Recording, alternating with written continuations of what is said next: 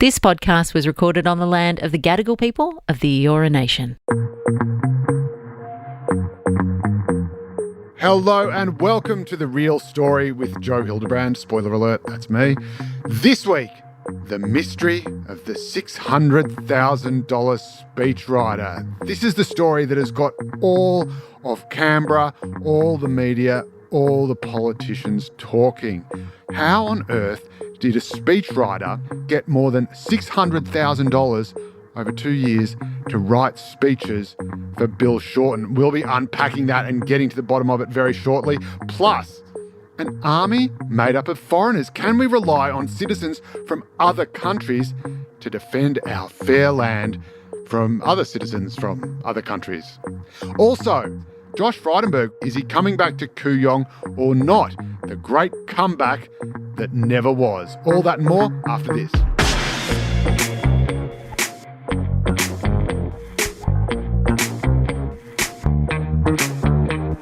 First up this week, the story that has well and truly blown the Canberra bubble out of the water, and that is how former Labor leader and current Minister for Government Services and the NDIS, Bill Shorten, managed to get a speechwriter on a $300,000 a year plus contract. Let's go to the original story. I'll pick the one from news.com.au. Government Services Minister Bill Shorten had a personal speechwriter on a reported $300,000 a year contract for 2 years. A Senate estimates hearing has been told. I've just 2 words to say to that. I'm available.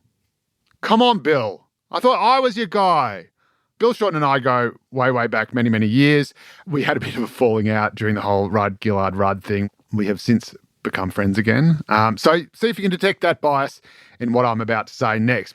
Of course, the first question on everyone's lips is, will this affect the famous gold standard quality of Bill Shorten zingers? Here's Labor MP Matt Keogh on Perth 6PR. Well, firstly, I'm pretty convinced that Bill writes all his own zingers. But And just as an added gift to the nation, let's recap some of those zingers right now. Why don't you have an independent inquiry into unicorns? I mean, this is the fairies at the bottom of the garden. Why don't we have an inquiry into flying into the sun at night time? Mr Morrison needs to make sure that he doesn't look like he's just a simp to Donald Trump. The Liberal Party is the political party eagerly awaiting the arrival of the 21st century. Their idea of diversity is different coloured ties. Were you saying, Neil, that we should go all Argentina and take over the setting of interest rates? No, I'm saying that you should show some response. That's not a policy. That's an ad on Gumtree. The government's used the term Team Australia a lot. I'm worried about the emergence of Team Idiot. Name something you like about Malcolm Turnbull. Lucy Turnbull. There you go. You're welcome, Australia. But $300,000 a year is a huge amount of money. In fact, it's since emerged that it's more than $300,000 a year. It's a huge amount of money for anyone to get. It's a huge amount of money for a speechwriter to get. And it's a huge amount of money for a speechwriter for someone who isn't even the leader of the party or the Prime Minister, although Bill may well expect to be both one day, and maybe that's why he's hired the speechwriter. So how did this all play out? Well, it plays out in Senate estimates, where, of course, you have the power of senators to call any government bureaucrats they like and grill them, and they've got the boss of Services Australia, and someone has managed to dig up the fact that this speechwriter, who previously was a speechwriter for corporates like Qantas, Alan Joyce and that sort of stuff, but also for former Prime Ministers Tony Abbott and Malcolm Turnbull, as well as Kevin Rudd and Julia Gillard. And that is the other very, very weird thing about this, because usually if a politician is going to get a speechwriter, it is someone who is dyed in the wool, well, of their party. Think about, Alan Jones, a speechwriter for former Liberal Party Prime Ministers. He's not then going to go and be a speechwriter for Julia Gillard. Graham Freudenberg, of course, the very famous Labor speechwriter for a whole host of Labor leaders and PMs. There is no way in hell he is going to write a speech for Tony Abbott. But this person seems to be just a hired gun, a speechwriter for hire. So who actually hired her? It turns out Bill Shorten didn't hire her at all. Services Australia, the department, hired the speechwriter.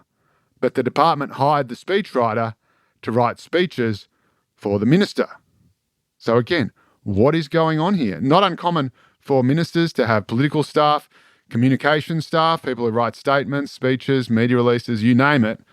But for the department to then hire the speechwriter and then have that speechwriter available for the minister, that's just weird. And again, this is why it is flipping everybody's mind. So, what did Bill Shorten have to say for himself? Well, let's go to the official national broadcaster version of the story, the ABC's story, which has the headline, Bill Shorten denies any involvement in speechwriters' $300,000 a year payday. And it opens with the statement, Government Services Minister Bill Shorten has denied anything to do with one of his speechwriters receiving a $600,000 contract over 2 years. And this is what Bill himself had to say to A Current Affair on Monday night. The hiring of a speechwriter was done by Services Australia. I had no idea what the payment was. So if you're trying to link me to that, good luck. The point about it is the person involved who's the speechwriter does a very good job. I'm not responsible for negotiating a contract. Now, that is all well and good. And you listen to that and say, well, hang on a minute. Bill Shorten never hired that speechwriter. Services Australia hired the speechwriter. Bill Shorten had nothing to do with it. Except that's not quite what Bill said. Bill said that he had nothing to do with the payday. He had nothing to do with the amount of money the speechwriter was paid, had nothing to do with the contract negotiations. And so you can bet London to a brick that what has happened is that Bill Shorten, the minister, has said to the department, I want you to hire this person. And the department's gone, all right, no worries. They've gone off and hired him. The person's thought, oh, minister wants me. I'll just pluck a number out of the air. And the department's gone, okay, well, the minister wants it. There you go. Bill Shorten doesn't actually deny being involved in the hiring of the speechwriter. He just denies being involved in the contract negotiations. And the speechwriter is also doing other stuff for Services Australia, such as training them how to write speeches, even though they've already got dozens and dozens and dozens and dozens of staff. Her name's Julianne Stewart, by the way, and she has written more than 170 speeches for the minister since joining. And she's only been paid about $440,000 a year so far. But let's go to Chris Bowen and Tony Burke, because they are two of the biggest rivals in the New South Wales right. They're both senior ministers. They've both got a leadership baton in their knapsack, and they're both notoriously at odds with each other. They are very, very keen rivals. But they were on a unity ticket to defend Bill Shorten in the early hours of this week.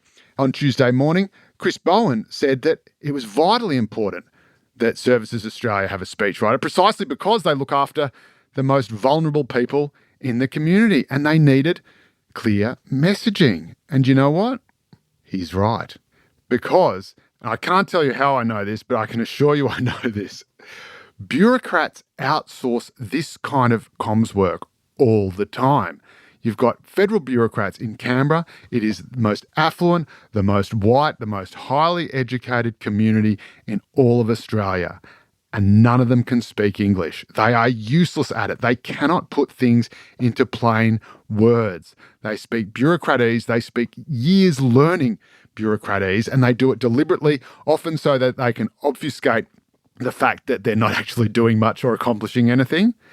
And they do it by spitting out the same input of words that come in so that they can achieve that sort of programmatic specificity that the job demands. And the problem is when they actually need to communicate anything to the outside world, they can't.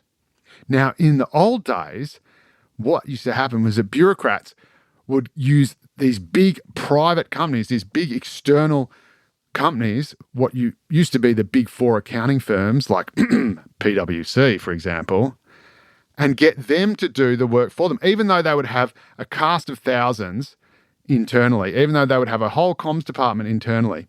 They would get someone like PwC or Ernst & Young or any of those big guys and hire them and say, look, can you put a nice bit of spin on this? Can you put a bit of polish on it? Can you insert a few zingers, if you will?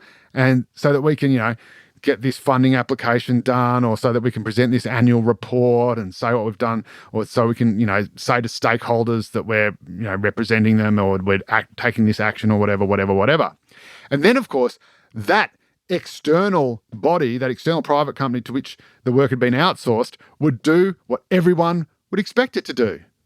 That's right. They'd outsource the work again. And so they would go and hire a contractor to do that work for them so that they could submit it to PwC or to one of the other big four or whoever it is the department's hired. And then they would go and submit it back to the department. And of course, every level of that process, you've got someone clipping the ticket. Everyone's making money at every step of the way. And so it's actually costing the department more, let alone, of course, the fact that the department, if it had people who actually could speak plain English, could have done it internally in the first place. So the fact that the department has actually hired this speechwriter directly, probably, almost certainly, on the request or instruction of the minister, they've actually cut out the middleman. And the fact that the department has actually hired this speechwriter not only to write speeches for the minister, but also to instruct the department on how to communicate more clearly, means they might actually end up saving money on this. And that is the biggest, most mind-blowing thing of the whole lot, that this could actually be a good move. So again, a terrible look, and I had a Labor advisor immediately just blowing up my phone as soon as this came out saying, oh my God, this is just the worst possible thing. He's trying to, cut money from the NDIS and save money there because there's so many rorts going on. I back him on that. And now suddenly it looks like he's paying $600,000 just for his own personal speechwriter. But in fact, if that speechwriter can teach the department how to actually write speeches and communicate in clear English, hopefully they'll put themselves out of a job and the department can just do it on its own in the future. And, we might get a few bonus singers as well.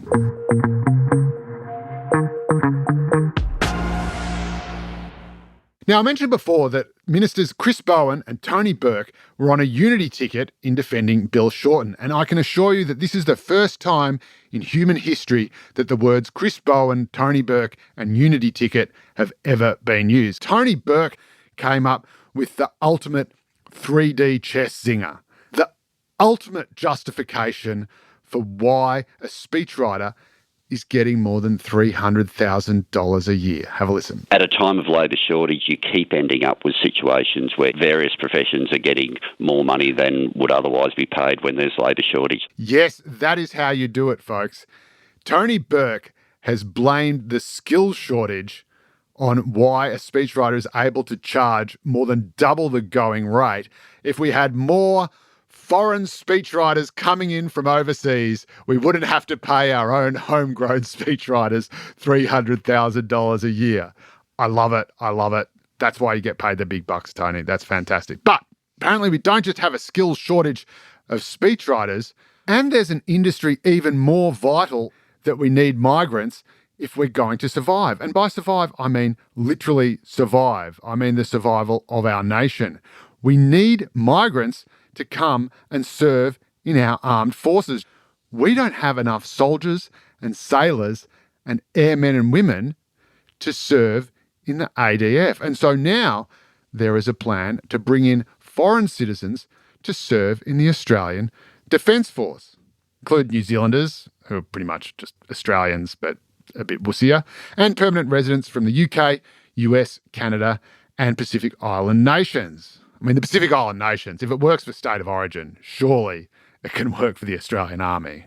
Point being, this has got some people up in arms saying, oh my God, how are we going to let foreigners serve in the Australian Defence Force? Foreigners in the Army? Oh my God, what are we going to do? Of course, then they actually see that they're from the UK, the US, Canada, and New Zealand. They go, oh, those kind of foreigners. Oh, that's okay. We're not so worried now. But you know what? Even if we don't bring in foreigners, foreign citizens into the Australian Defence Force, we're still going to need foreigners to defend us. That's why we have the AUKUS Pact. That's why we have the ANZUS Treaty. We need the United States, which, last time I checked, is a foreign country, to save our ass in the event, God willing, will never happen, that China or some other foreign power decides to start rattling its sabre at us. So we're going to need to rely on foreigners anyway. It's just a question of whether we're fighting alongside them or fighting alongside them. We need the US. That's why we've got AUKUS. That's why we've got ANZUS. We need New Zealand. Just kidding. We don't need New Zealand. But, we like to sort of throw them in. It makes it scan better. So we're going to need foreigners no matter what. And don't take my word for it. take the word of the former Defence Minister, the great Bomber Beazley. We could not defend ourselves now without the Americans. When I was the Defence Minister against the likely threats in the region, absolutely we could defend ourselves. Now, no. So there you go. For all the people, for all the little lefties who love to jump up and down and whinge about how much they hate America and what an evil imperial power it is, that's the evil imperial power that we're going to be relying on to defend us in the case of an invasion. So, just try to be a little bit nicer to Donald Trump.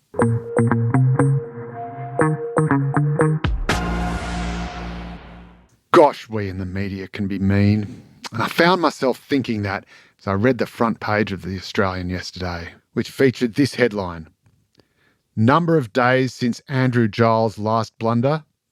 0.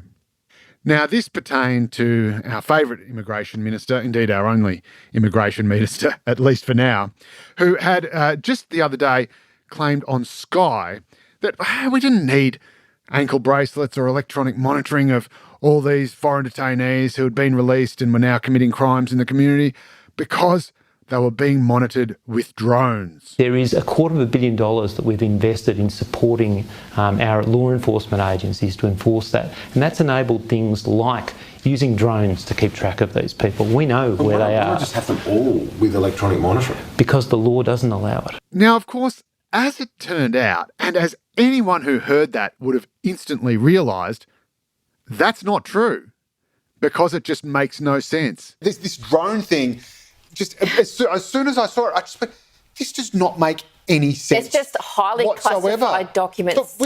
Look, we're not talking about O.J. Simpson in the Bronco on the freeway. Like, they're just standing there. Like, they're not going. Like, does he mean is there just a little drone hovering outside their house? Well, that's it. Is it like GPS tracked to the person, so it follows them down to the shop and it follows them to the chippy? That was me on Sunday on Sky News, or as I like to call it, The Real Story After Dark.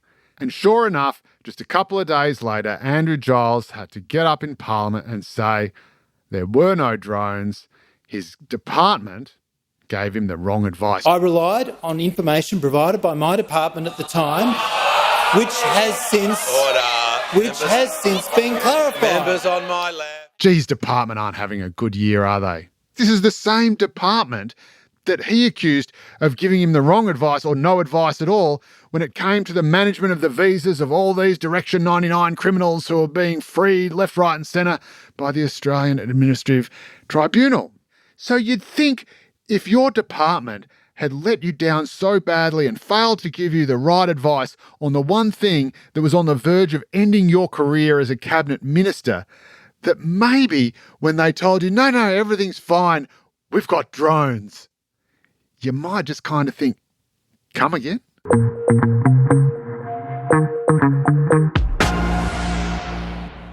Finally this week on The Real Story, it's time to tell a teal story.